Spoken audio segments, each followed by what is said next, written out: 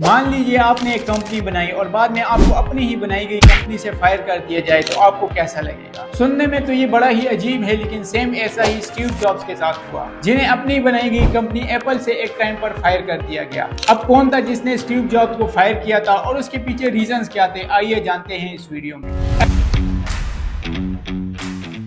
Apple company کی بنیاد سال 1976 میں اسٹیو جابز اور اسٹیو ووزنائیک نے کی تھی۔ اسٹیو جابز کمپنی کے بزنس سائڈ اور آئیڈیاز پر کام کرتے تھے، جبکہ اسٹیو ووزنائیک ٹیکنیکل سائڈ پر کام کرتے تھے۔ ایپل کے بنائے گئے پروڈکٹ ایپل 1 اور ایپل 2 نے اسٹیو جابز کو صرف 23 سال کی عمر میں بلینئر بنا دیا۔ ایپل کمپنی نے اپنے شروعاتی 5 سال میں ریکارڈ بریکنگ بزنس کیا۔ اسٹیو جابز نے کمپنی کی سیلز پرفارمنس بڑھانے کے لیے پیپسیکو کے پریزیڈنٹ جان سکلی کو as a CEO hire کیا۔ اسٹیو جابز نے یہ کہہ کر جان سکلی کو کنونس کیا تھا، آخر کب تک تم شوگر واٹر سیل کرو گے، ہمیں جوائن کرو اور دنیا بدل دو۔ یہاں تک تو سب کچھ ٹھیک تھا، لیکن پرابلم اس کے بعد شروع ہوئی جب ایپل نے اپنے 2 نئے پروڈکٹ لیزا اور میکنٹاش لانچ کی۔ میکنٹاش کی لو سپیڈ اور اوور پرائزنگ کی وجہ سے یہ پروڈکٹ بالکل فلاپ ہو گیا، جس کی وجہ سے جان سکلی نے اسٹیو جابز کو میکنٹاش پروجیکٹ سے علیحدہ کر دیا۔ اب یہ فیصلہ اسٹیو جابز نے بالکل پرسنل لے لیا اور جان سکلی کو سی او کے چیئر سے ہٹانے کی کوشش کرنے میں لگ گیا۔ جب یہ بات جان سکلی کو پتہ چلی تو انہوں نے بورڈ آف ڈائریکٹر کی ایک میٹنگ رکھی اور اس میٹنگ میں یہ فیصلہ ہوا کہ اسٹیو جابز کو سارے آپریشنل ڈیوٹیز سے فارغ کر دیا جائے۔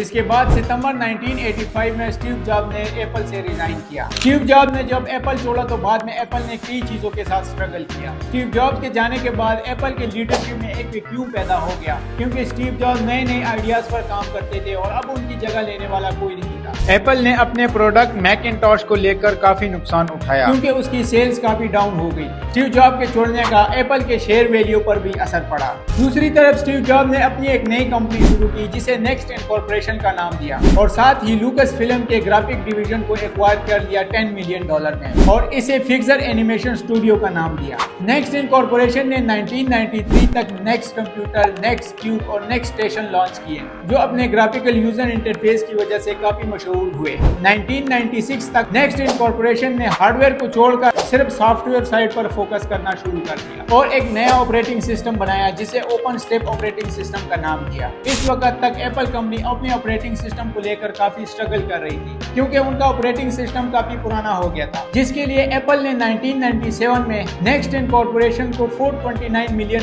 میں خرید لیا۔ اس ڈیل کے چلتے اسٹیو جابز ایک دفعہ پھر سے ایپل میں واپس آ گئے۔ شروعات میں انہیں ٹیمپریری سی او بنا دیا گیا، لیکن ان کے ہوتے ہوئے ایپل کو دوسرے سی او کی ضرورت نہیں پڑی اور بعد میں انہیں پرماننٹ سی او بنا دیا گیا۔ اسٹیو جابز کے لیڈرشپ میں ایپل نے کافی ترقی کی اور کئی نئے پروڈکٹ لانچ کیے، جن میں آئی میک، آئی بک اور سب سے فیمس آئی فون۔ اسٹیو جابز کے لیڈرشپ میں ایپل کے شیئر ویلیو 2003 سے 2007 تک 30 گنا بڑھ گئی۔ مورل آف دی اسٹوری یہ ہے کہ اسٹیو جابز نے اپنے کیریئر میں آنے والے ایک سپیڈ بریکر کو اپنی باقی کی زندگی ڈیفائن کرنے نہیں دی اور انہوں نے وہی کیا جس کے لیے وہ فیسینیٹ تھے، اور آخر میں انہوں نے اپنے فیلئر کو سکسیس میں بدل دیا۔